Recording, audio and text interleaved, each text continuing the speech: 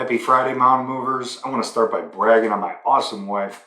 She had a special moment late last week where she received some praise from a coworker, just thanking her for being different, thanking her for having a positive impact on her life.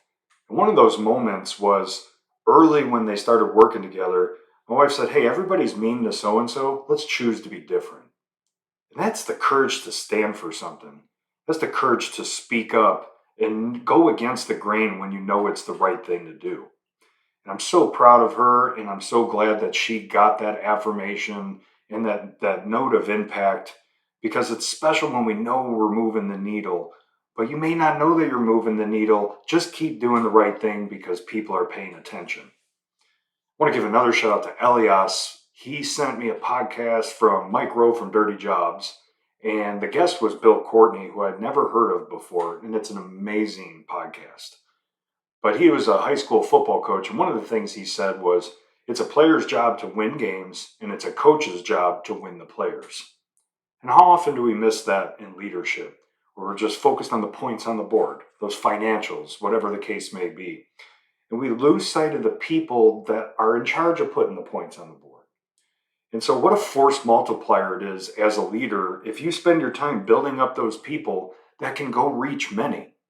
If we're only focused on the client or only focused on the scoreboard, how are we helping the people that are doing the work? And so, build up your players in order to win games. And the last one I want to talk about is just the expanded perspective that I've received from a lunch earlier this week from a friend, where I was kind of getting frustrated. We were talking about each other's frustrations, and one of the things was, I don't get anything from my daughter when I ask her how her day was and what did she learn, and it's usually one word answers. And later on in the conversation, my friend pointed to me that, well, you're kind of the same when you go home. And that's when my wife asked me how my day was, I'm like, good, fine, all right. I've checked out from that day.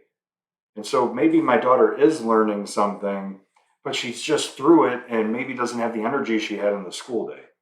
So it made me look in the mirror and kind of swallow some humble pie and understand, like, she could have learned something, but she just doesn't want to talk about it. And that's okay.